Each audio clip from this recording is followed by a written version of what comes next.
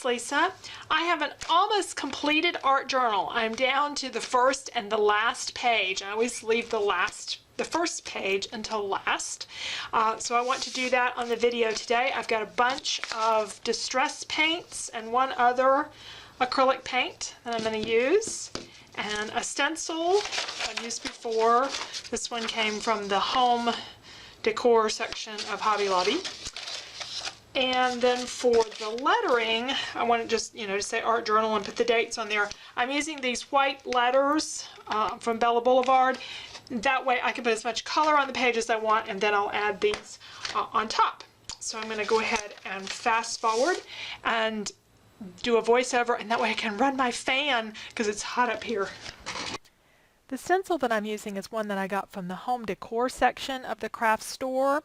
I believe this one came from Hobby Lobby, but Michael's and other craft stores have them that you can use for stenciling your walls or other projects, and those work great for scrapbooking or art journaling as well. What I'm starting with is just putting blocks of color down using the different distress paints and that one acrylic paint.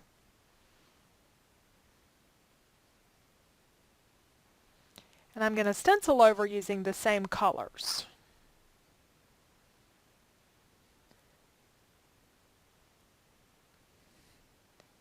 And this is a stippling brush. I've had it a while. I haven't used it very much, but I just saw it there and I thought I'd try it on this project.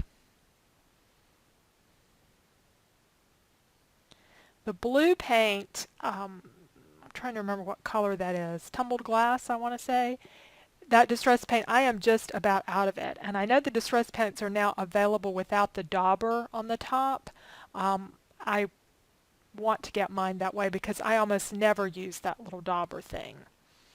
I did use it recently on a project, but just not very often, and so but I do like the distress paints. I like the colors. And sometimes the thinness of them is really helpful, especially when you're doing jelly prints.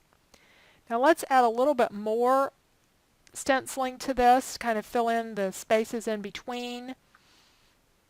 I think that's a Hero Art stencil. I've had it quite some time, but a nice basic chevron pattern.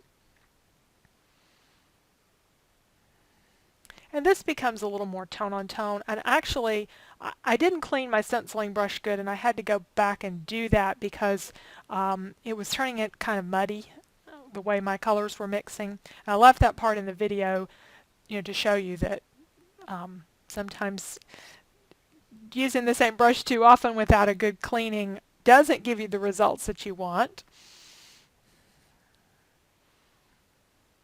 Sometimes I guess I'm just too lazy. Alright. Now we're going to add just a little bit more up there at the top. And I added one other stencil. This bubble stencil, or whatever it's called, it's from Studio Calico. I have had it. It's probably one of the first stencils I ever got. It's probably been the most used of anything. I've used it so much that I tend to stay away from it because I feel like it's just been used and used and used. I need to do something different. But it's just a really good stencil to fill in. And we're going to do a little bit of stamping. This is an old stamp set from Stampin' Up! Called Kindred Spirits. It will probably never be for sale on my Etsy shop because I still use it a lot. I love this large design, and I'm putting brown paint on it with a brush. The best way to ink a stencil is to put your paint on a jelly plate and then, or a stamp, and put your paint on a jelly plate and then press the stamp into the jelly plate. But I didn't want to get out my jelly plate and dirty it up just for this little bit, so I used a brush, and it came out okay. I'm going to add some marker to it here in a little bit. I think we're about ready for this to dry. We're going to add our letters. I like to use stickers in my art journals because they're flat and because I don't tend to use them very much on my scrapbook pages. I bought these stickers on sale somewhere thinking, oh, white stickers, I'll use those on my scrapbook pages, and I really haven't used them very much. All right, and I went around the edges of them with black ink using a Faber-Castell marker and then just wrote in the dates. And I did add a little extra glue to them because they're on that painted surface. They needed a little extra glue. Now I want to pull some of that white color out into the rest of the page. So I'm just using a little simple stencil with a dot pattern.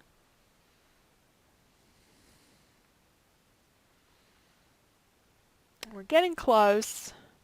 I feel like the branches there at the bottom need a little more definition, so I used a brown marker to fill in some of the spaces in those.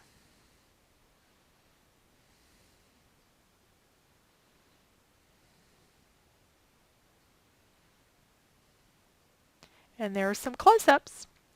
Thanks so much for watching, and I'll soon have an art journal flip-through video for you to see all the pages.